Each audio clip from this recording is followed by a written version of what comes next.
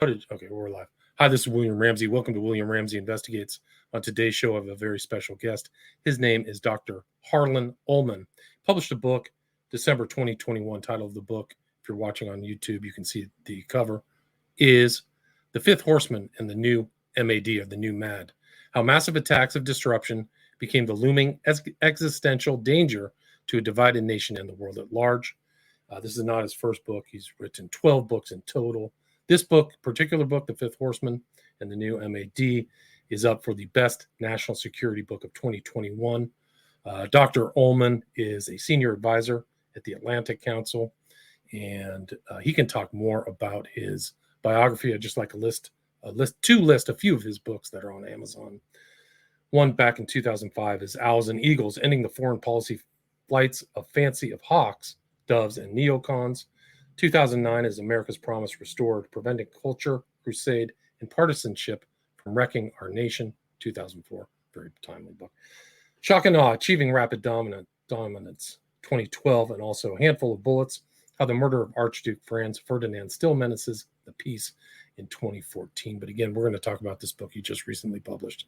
Title again is The Fifth Horseman and the New MAD, How Massive Attacks of Disruption became the looming existential danger to a divided nation and the world at large. And it's Dr. Harlan Ullman. So Dr. Ullman, welcome to the show. William, I appreciate being on your show. It's excellent. So for people, it's an important time to discuss really critical issues that I think are being not discussed enough and not well enough understood. Excellent. So I'm really glad you take the time out of your day to talk about this book in the context of current events. But for people who may not have heard your background, can you kind of go into detail about your CV? Sure. And you've written 12 books, and what led up to writing this one, The Fifth Horseman? Sure. I'm a former naval person. I spent 20 years in the Navy. I spent a time in Vietnam in over 150 missions in swift boats and operations and combat. I commanded a destroyer in the Persian Gulf. I had the good fortune as a very young officer to be on the faculty of the National War College, where one of my prime students was then Lieutenant Colonel Colin Powell, who was a fast friend until his death tragically last year. And after I left the Navy, I went into business. I've been chairman of a couple of companies. I advise heads of states, heads of government, and heads of major corporations. And what led me to write these number of books is my dissatisfaction in the way American policy is being administered. This really goes back to 2001, the attack on America that brought down the Twin Towers.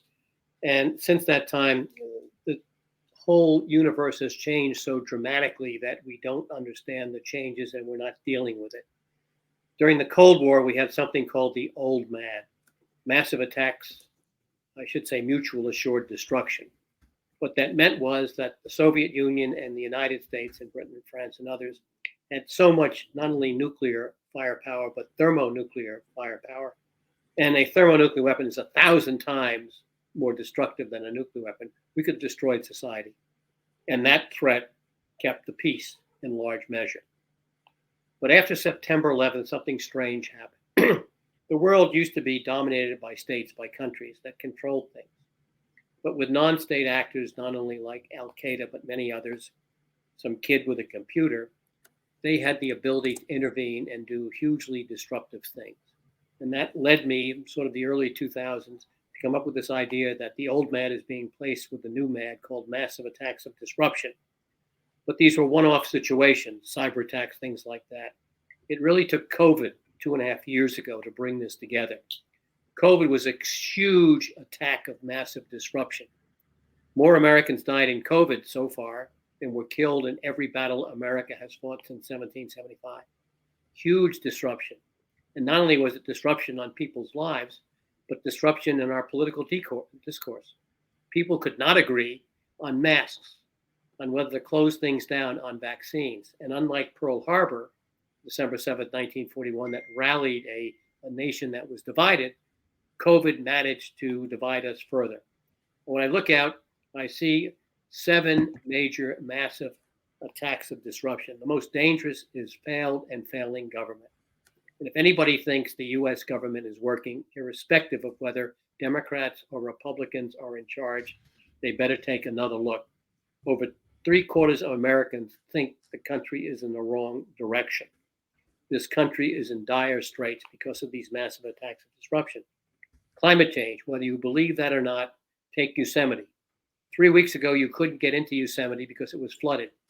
Now these giant sequoias are at risk of forest fires. Take cyber. Supposing you, for example, William, had subject to a cyber attack that took away your ID, that took away your bank account, that took away your cell phone, that took away everything that you thought was of value. That's happening. And we do not understand that if these massive attacks of disruption are destroying our society, or certainly doing great damage. And right now, inflation and gasoline prices are two obvious examples of what's happening to society. Think about how they're disrupting the life of Americans. New York Times published the other day a remarkable piece in which it said 1% of the country has more value in terms of wealth than 90% of the country. It said, and I can't quote these figures, but even if you divide them in half, 2/3 of Americans live at or below the poverty level in terms of low income. Stunning that Absolutely. 130,000 Americans can't live from paycheck to paycheck. Even if you divide that in half, it describes a huge inequality in economic terms. This is a massive attack of disruption, and government is not dealing with it. So this book lays out the problems, and the last 3 of the 10 chapters goes into solutions about how we fix this. It's not going to happen overnight, but the American public has to realize our republic is being threatened. The Constitution is not working. And unless we pay attention and demand of our leaders that they have to show leadership and more competence, this country is going in the wrong direction. And I fear, at the very best, standards of living will decline and the American dream will be particularly elusive. And that's the best outcome right now. We have to change that. This is the reason for the book and why the book is in place at current times. And you kind of use the approach of a hypothetical, right? You use this woman in the next President. 20 years. Yeah. Can you talk about that and how? Yeah. How, what? Of course. If you go to the preface, and by the way, before the preface, I talk about my lack of success. I was a very young officer in 1967 in the summer, brought back to see President Johnson to talk about the war. And I told President Johnson in the White House, in the living quarters, we were getting killed. I got a pep rally. I argued against Bill Clinton expanding NATO. I argued against the George W. Bush administration going into Iraq because I have pretty conclusive proof that Iraq did not have weapons of mass destruction. And in Afghanistan in 2006, along with General Jim Jones, who had been the NATO commander, we argued why NATO was losing in Afghanistan. So my track record, while it's been accurate in terms of predicting, it's had no effect on changing our policy. And so today, what I want to do is to make sure we understand that we're on the wrong track. And so the way I start this, as the author of Shock and Awe, and the idea of shock and awe was to be able to win wars without fighting. It was to impose such shock and awe on an enemy that they would be impotent. They would be incapable of responding. You didn't have to use military force to do it, other things. And so this starts in January 20th, 2029, when a woman has just been elected president, 48th president, meaning that Joe Biden does not get elected and his successor does not get reelected, who is not taking the oath of office from the Congress, which has been destroyed by a drone attack, or from the White House, which has also been destroyed, but from an undisclosed location, which is the new White House, which is a concrete iceberg located underground because America has become uncontrollable. And all the worst things that could happen, with China now seizing Taiwan, Vladimir Putin celebrating his 77th birthday in Kyiv, all these things that could evolve against this country. And I conclude by saying, at this time in 2020, when the book was finally written, did anybody think that the murder of a black man in Minneapolis was going to cause riots not only throughout the United States, but around the world, or that a new pandemic would kill millions? It could happen here. This is a warning. I'm not suggesting this could happen, but we are on the wrong path. And I think 75 or 80% of Americans agree with me. We can fix it. The book is optimistic as long as you appreciate there are ways to do it if we understand the dangers. And they're less from China and Russia. I think we've exaggerated both threats, regardless of what Putin is doing in Ukraine, which is obscene. We can deal with that if we're smart. We haven't been smart, but we have to be smart, and we have to show leadership and competence. And this is a book that, please, for Americans to pay attention and understand we can change the direction where we're headed. Right. And even just this year, there's just been massive restructuring of the global order. And you used this term Westphalian, that we're moving from this kind of old Westphalian state into something else. Can you define that term? Sure. And in 1648, the Westphalian system was put in place after the so-called 30-year war in Europe. And what that meant was that states, countries, nations were in charge of international politics. They were the only ones who were the ultimate users and arbiters of force. And so that system persisted for 350 years. On September 11, 2001, the attacks on New York City and Washington proved that non-state actors had the ability to disrupt and change the international system. So it was no longer states that are in control. And now you have not only non-government organizations that have huge power, but individuals. Think about the nominal 15-year-old kid with a computer someplace around the world who decides that he wants to shut down crypto or the banking system or the internet. People have the capacity to do that. In other words, people have the ability to disrupt today that never existed 10, 20, or 30 years ago. This is what I mean as what's changed and why the Westphalian system, in which there were a few major actors, and they often got things wrong, World War I or World War II, in charge. Now, virtually anybody can have a huge impact on the way that politics are conducted through social media and the internet. This has revolutionized the conduct of social behavior, and we have not yet adjusted to it. And this book proposes ways that we do so. And you can see that. I mean, you had Mark Zuckerberg add tons of money into this Sure. last election. Soros is influencing the elections of local district attorneys or things like that. These are things that didn't happen that much in the past, or you didn't hear of that. So this the point is there was always been this degree of influence, but now it's changed. For example, Elon Musk probably has more satellites that he owns in space than many countries. He's got 2,000 satellites. Now you can go back to the robber barons, you can go back to the Rockefellers and the Fords, who had huge control, and they did in terms of industrial issues. But now in the information age, people have the ability to control information, and this is an information dominant system. So in an interesting way, the new robber barons have been recreated, but even with more influence. And the amount of money that somebody like an Elon Musk or Jeff Bezos has can be put, to huge influence, whether for good or for ill. That's always been the case. But right now, the ability to reach out, there are going to be 8 billion people on the planet. The ability to reach 1 billion, 2 billion people, 25% of the world population now exists because of the internet, social media. That never happened before. That's the big difference since the invention of the printing press, 600 years ago. Right. And it's just, if you're in this, it's hurtling forward too. Like there's an exponential growth in these. Can you talk about how that is another massive kind of attack, a massive disruption? Well, let me put it this way, William. For people who want a visual image, consider the U.S. ship of state. It's a massive vessel, bigger than the Titanic, hurtling along with its rudders jammed, its engines going full ahead that nobody can stop or reverse, and the captain on the bridge screaming orders that go unheard and unheeded. The rudders are locked, which is the metaphor for Congress, which can't do anything. Congress passes a bill on gun violence, which is going to have marginal effect. It may help mental illness, but it's going to be marginal. We have a huge gun violence problem. We cannot deal with it. And so the ship is not only headed for uncharted waters in which there are icebergs and rocks and shoals, which are massive attacks of disruption, large or small. We don't have a compass and a chart to help us. That's the visual image I hope people have. And we've got to change that. And it's not that difficult intellectually.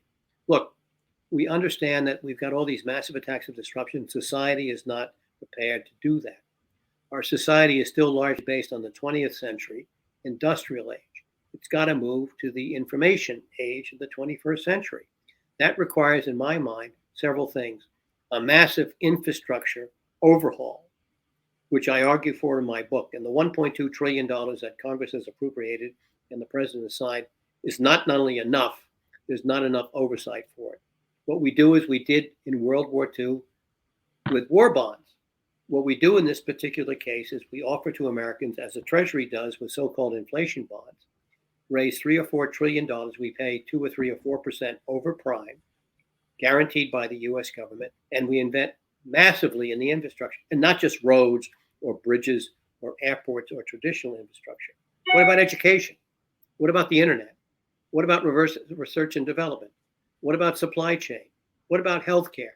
What about all these other issues that are not considered to be part of infrastructure because that was a 20th century view, but the 21st century? And how do we pay this off? During the 2008 financial crisis, the U.S. government appropriated $800 billion to give to the major banks to move them from private to public companies so they could deal with this huge crisis. But the government was really smart under George W. Bush. They took a pound of flesh. They took shares and warrants in each of these major banks. The loans were repaid very, very quickly because the banks were quite solvent. But the government made a lot of money in terms of interest. So when we invest in infrastructure, whether it's solar, whether it's nuclear, whether it's artificial intelligence, and we're investing in particular companies, the government could take a form of equity or warrants. So when those companies do well, the government does. We're an entrepreneurial society. We should do that. And we can repay the debt over doing this. And yet this is common sense. But unfortunately, because Republicans and Democrats are deadlocked in a failed and failing government, we cannot approach these things in commonsensical terms, and we have to do this. And the book goes into large numbers of areas. Let me give you an example, 2 examples that your viewers and listeners will find amusing. In 1962, 60 years ago, we had 3.5 million people on active duty. The government in 2022 dollars spent roughly $550 billion on defense. Today, we have 1.3 million, or just slightly less people, active duty, and a defense budget that's going to approach $850 billion. The more we spend, the more we shrink our force. Why is that? That's not commonsensical. And by the way, I argue that I can fix Congress overnight by one simple step. And people will be amused when they listen to this, but it really makes sense. Every member of Congress, before they vote on a bill, has to swear or affirm they have read that bill and understand it. Now, members of Congress say, that's impossible. I get a bill at 10 o'clock at night, it's 4,000 pages in length. How can I possibly read it and vote on, and I have to vote on it the next day? Sorry. If you work in a public company, there's a law called Sarbanes-Oxley that if the CEO files anything that's fraudulent, he or she can go to jail and face legal charges. Why should Congress be spared from that? If you have to write 3,000-page bills, first of all, write them shorter, or secondly, give people time to read them and understand them. That's part of the tricks, though, is try to put that bill in right before it's voted on so they can get all kinds of Of course, everybody's going to smile. If you can't do that, then you should not be in Congress. And by the way, True. In 1973, when Don Rumsfeld was Secretary of Defense the first time, we were fighting a war in Vietnam. We had 200,000 or 300,000 troops engaged in Vietnam. You know how long the defense appropriations or authorization bill was? 93 pages. Wow. Today it's 3,000 pages in the Senate and 4,000 pages in the House. That is outrageous. That is outrageous. We're lacking common sense. Come on. How long was the Constitution or the Declaration of Independence? Now we've got 5,000 pages of bills that make no sense, that are contradictory. We need to get a hold of how we're governing ourselves, and people have got to be responsible to demand of their government leadership and competence, and we're not getting, irrespective of whether Democrats or Republicans are in charge. No, I totally agree with that. I mean, Congress is not functioning. It's not functioning efficiently. It's broken. Oh, it's broken. It's Will Rogers, 80 years ago, said every time Congress passes a law, it's a joke. And every time they make a law, it turns out to be a joke. He's right. We've got to take charge. And by the way, take a look at what's happening in Britain with the election of the new prime minister to succeed Boris Johnson. Who is the oldest candidate running? It's not 79-year-old Joe Biden or 76-year-old Donald Trump or whatever, Nancy Pelosi's age or Chuck Schumer's age or Mitch McConnell's age. We've got geriatrics in charge. Now, I'm not condemning them for being old because I'm actually older than they are. But what I'm saying is, where is our new blood? Where's the Jack Kennedy or the Teddy Roosevelt? They've got to be there. And we cannot run government when we've got people, so much advanced age and young blood is being frozen out. That's a real problem. How we overcome that is not going to happen overnight.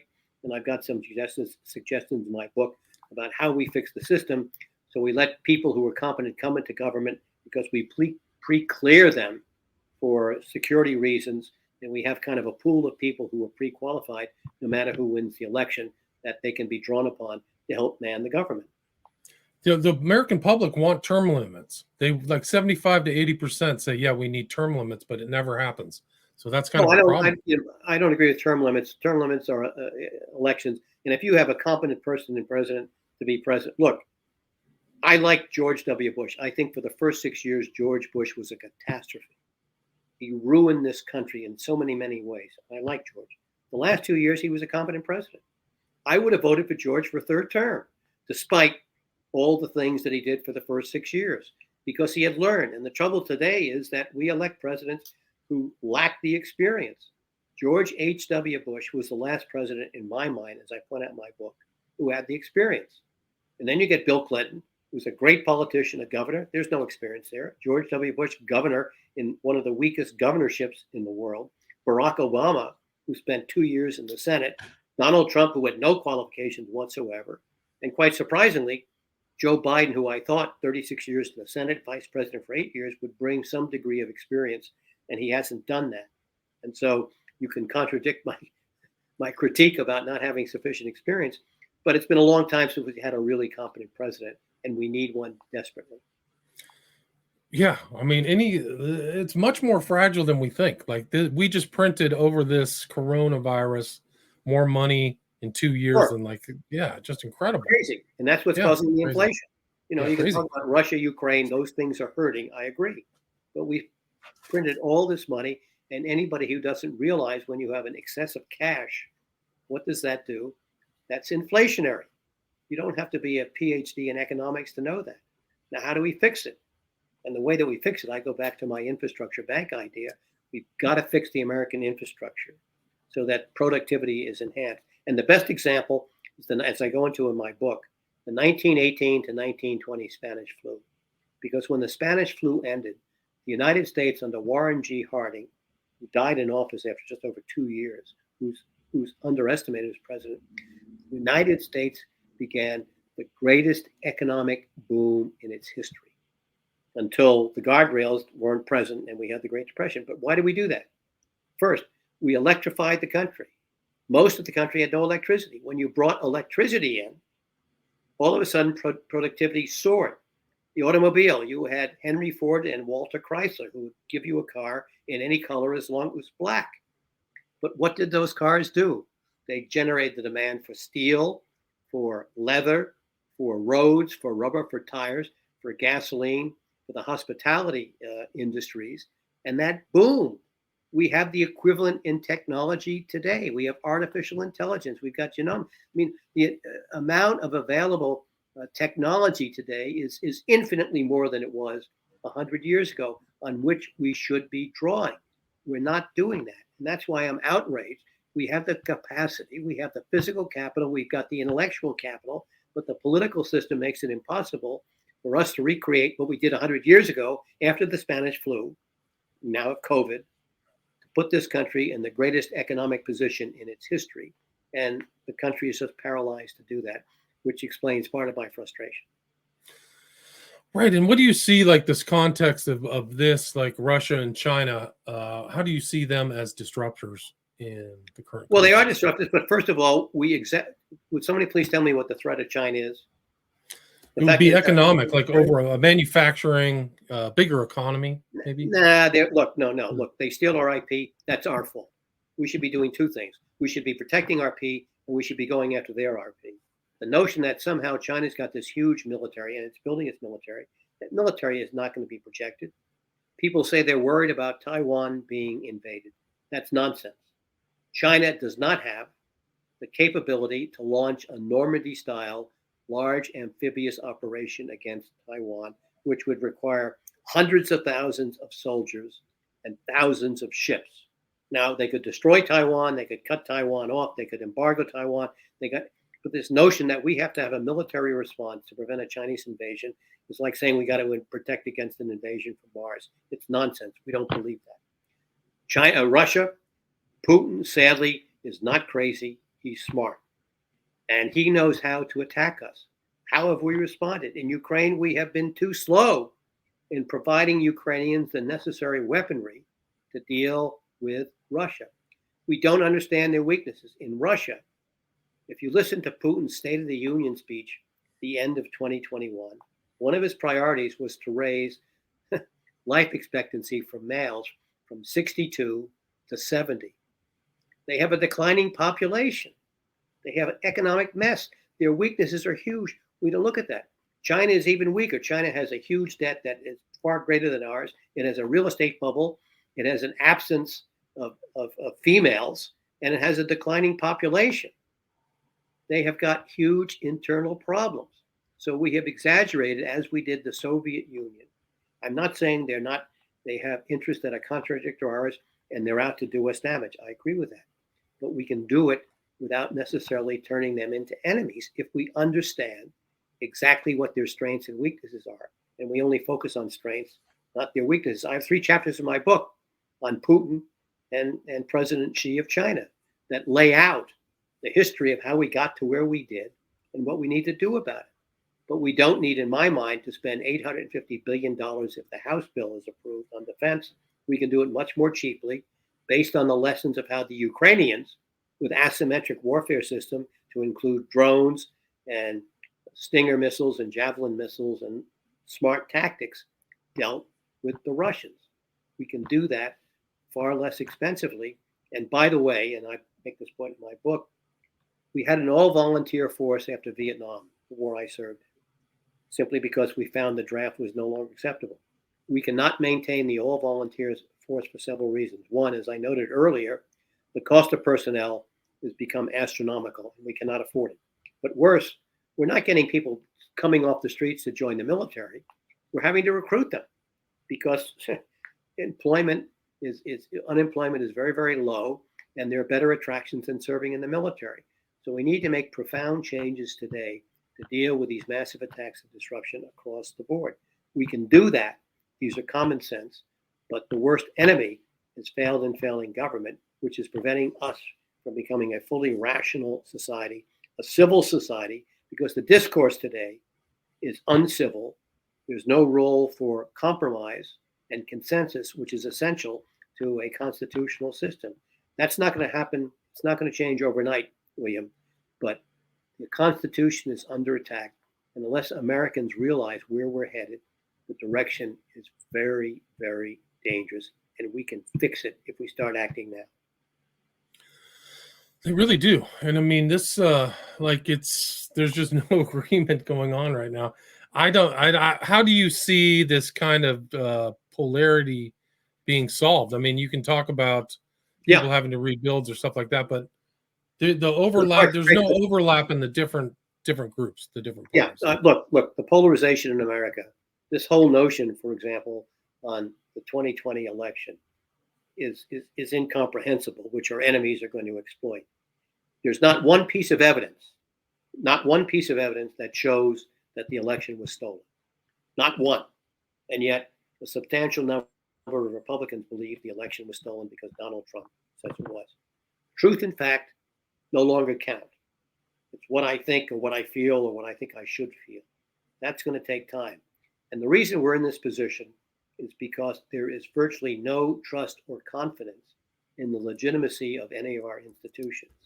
And I can name 3 dates that encapsulate why this happens, going back to August 7th, 1964, when Congress, with only 2 dissenting votes, passed the Gulf of Tonkin resolution about an alleged North Vietnamese PT boat attack against 2 American destroyers that never took place and got us into Vietnam. And Vietnam began the erosion of trust in government. At that point in 1964, 75 or 80% of Americans trusted the government. You go through the Carter administration and its weaknesses and all the problems we had. You go through the Afghan war, the second Iraq war, all these things. What institution in America, albeit the Boy Scouts, clergy, the Congress, the media, lawyers, has any Supreme Court, has any degree of credibility? The only one possibly is the military. So when you have no faith in your government or institutions, this is a very, very bad sign for society. We have to change that. We have to change that by understanding truth and fact count and the civil dialogue count. I argue that I am a radical independent. I'm equally critical of Republicans and Democrats. And whenever I go on programs in which there's sort of a very right-wing or left-wing person who will accuse me of being of the other party, I ask them to focus on truth and fact. And that is something that we have to do. It's not going to happen overnight. But unless we can return civility to this nation, as I said, where we're headed, where our ship of state is headed, is the dangerous shoal waters that are littered with icebergs and other massive attacks of disruption that can really make life very difficult for us, and will, unless we change course. Right. If there's a massive attack of disruption in this political paralysis, it's more trouble. They can't throw any money. There's no more money to throw at this. And why would you? And why would you? We're depending upon the Fed. What we don't understand, the Fed has two contradictory purposes, all right? To maintain minimum unemployment and to protect against inflation. You can't do that. You can't do that. That's like saying to a pitcher, you can throw anything you want except a fastball or a curveball. Those are contradictory. And what we have to do is understand that we have to give our government institutions specific orders of which they are capable of carrying out. And we haven't done that, sadly. So if this doesn't change, where do you think we're going to go? If we don't, well, the best case, William, is that our standards of living will decline. As I said at the beginning of this program, if you take a look at the economic and financial inequalities and wealth in this country, they're as bad as they were during the Depression of late 1920s, early 1930s. July 4th, yesterday, marked the storming of the Bastille and the French Revolution. We could have that here. You have many, many millions of Americans who can't make their paychecks. If you have many, many millions of Americans living at the poverty line or below, ultimately, and you add to it 400 million guns, thereabouts, firearms in this country, you have all the makings of a potential political and economic improvised explosive device of infinite proportion. I'm not suggesting a civil war as we had in 1861, but violence is increasing. Look at the amount of mass shootings. Look at the incidence of road rage or airline rage. When I used to fly an airplane when I was young, we used to fly in coats and ties. Would you ever imagine getting onto an airplane and getting into a fist fight? I mean, the whole nature of society has become very, very difficult, more violent, and uncivil. That's not going to turn around overnight. The only way we're going to fix it, and I think that what Joe Biden needs to do, is to take the senior members of Congress, of both parties, Pelosi, Mitch McConnell, Kevin McCarthy, Chuck Schumer, take them to Camp David or Antarctica, I don't care where, lock them in a room and come up with 3 or 4 things on which we can agree. Turn the nature of this country around. But we are headed in a bad direction, and quite frankly, if President Xi Jinping of China and President Putin of Russia are as clever as I think they could be, they have the means through social media to exploit this huge financial and wealth disparity in this country. They can do that. And it's a weakness. We're excellent at this through social media. And by the way, that's how Donald Trump became president, running on Make America Great Again. And if Trump wants to run again and wants to hire Steve Bannon, the way he does it is to take this financial imbalance and inequality and make it his mission to fix it. And he will get many tens of millions of Americans on his side, because unfortunately or fortunately, that's the right argument. We have to fix this imbalance. And we've got to do it smartly, and we can't do it ideologically the way the progressives on the far left want to do it, or the people on the far right want to do it. It's got to be done in the center. And quite frankly, one of the problems in America today, center, whether you're center left, center right, or center, you're not being represented by many people in Congress. It's the one constituency of 70% of Americans, give or take some, who have got no representation. We govern by the center, and we can't do that. It's a really difficult predicament. I mean, I think that the stat that I read is like, I think 40 or 50% of Americans cannot handle a $500 bill. Like Yeah, I mean, the statistics, they're huge. But the problem is, most Americans are having a very tough time meeting ends meet. And then you want to deal with the government. I wanted to buy one of the Treasury inflation bonds. You know, I've got a PhD. I've got, I don't know how many degrees. The website made it impossible for me to do that. And so when you want to deal with government, it's no longer user friendly. No, we have to do this, and we can do this over time if we understand. If Americans can understand, here's a new direction that we have to head. You can get consensus, and that's the whole focus of the book. That it's massive attacks of disruption. They can be huge like COVID or climate change, or small like inflation and gas prices. But they are rooted in the country because they are attacking our basic vulnerabilities, and they're attacking the Constitution. The Constitution is based on checks and balances. It only works when at least one of three conditions is in place. One, you have a majority, veto-proof majority on both ends of Pennsylvania Avenue, and 5 votes in the Supreme Court. That never happened, not even under Franklin Delano Roosevelt. You have a crisis, Pearl Harbor, rallied the nation December 8th, 1941, after the attack. COVID, as I said, killed more Americans than we've lost in every war. And yet COVID divided the nation. Or you have civility and compromise. Would you please give me one iota, one example of civility and compromise in the U.S. Congress today? Quite the opposite. No, I can't. Yeah, it doesn't look good. I'm not optimistic unless these changes are implemented immediately. I don't see the people who are going to, throw down and implement these changes that need to take place. That's the real sad truth. Well, I think I think there are a lot of good people in Congress, but they're so bound by their parties and party discipline that they cannot break this tyranny. But as soon as people realize how difficult things are, and common sense, for example, I would argue that the executive branch is still very much organized as it was in 1799 and George Washington. We have an agriculture department. Do you know the number of independent farmers in America is no longer statistically relevant?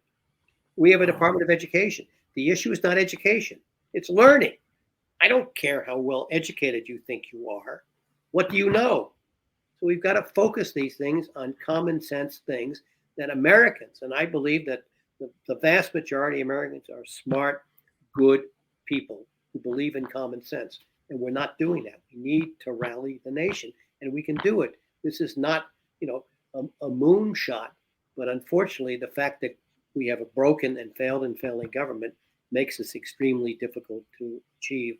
And common sense is being one of the victims. And that's why I go back to my book. I have any number of recommendations to deal, large or small, about how we can redeem America, provided we have sufficient knowledge and understanding. Because I argue in an earlier book of mine, Anatomy of Failure, Why America Loses Every War It Starts. The reason we lost, because we had no knowledge of and understanding what we were doing. I was in Vietnam. We were clueless. We went into Afghanistan. We had no idea about Afghanistan. We went into Iraq the second time, the weapons of mass destruction that did not exist, and we should have known they did not exist. We're dealing with Russia and Ukraine. We don't have a clue with what we're doing, or China. And this transcends, unfortunately, administrations, even when you get really good people who should be knowledgeable.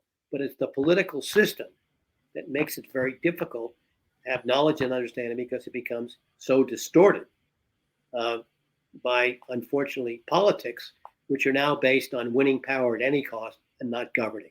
That is right. The key critique that I have of this country. Politics are not about governing for the best interest. Politics are about winning, and that is not a winning strategy. It's not. I mean, you're really calling for a national renaissance. I think that's really what needs to happen if we're going to make it. And that's one of my chapters, a national renaissance. And we can do it.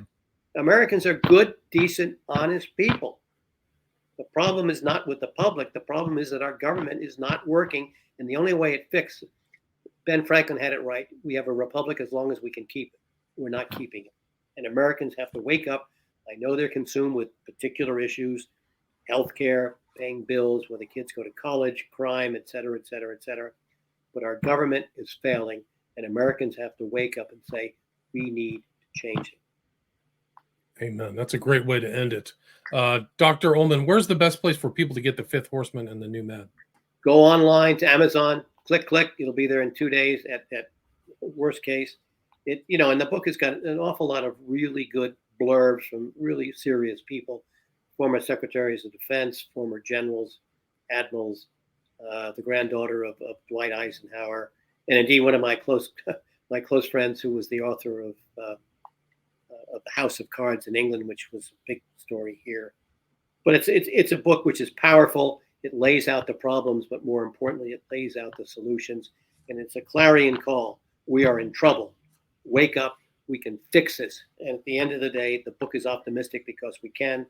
I'm of such an age, it's not going to affect me, but people are much younger and future generations. If they want an America that I knew when I was growing up to be an America at least as good, prosperous, safe, and secure, they better pay attention, because that's not what they're going to get on the current. And there's an audio book too, so you can get Kindle Absolutely. audio. So there's a lot of options while you're running your 10 miles or doing whatever you do. Right. Thanks so much for awesome. Thanks so much for. And did you have social media or any way people can contact you if they're interested? Yeah, I'm on Twitter at Harlan K. Ullman. I do not have a website because I've been hacked by the Russians or the Chinese, and I just didn't want to put up with their nonsense. Gotcha. So Twitter at Harlan K. Ullman. Yeah, William. And again, the title of the book is The Fifth Horseman and the New Mad: How Massive Attacks of Disruption Became the Looming Existential Danger to a Divided Nation and the World at Large, with Dr. Harlan Ullman, published December 2021. Thanks so much for your time. William, thank you. This has been a very interesting session. Thank you for your questions. You've been a great host. Take care. Thanks so much. Stay there.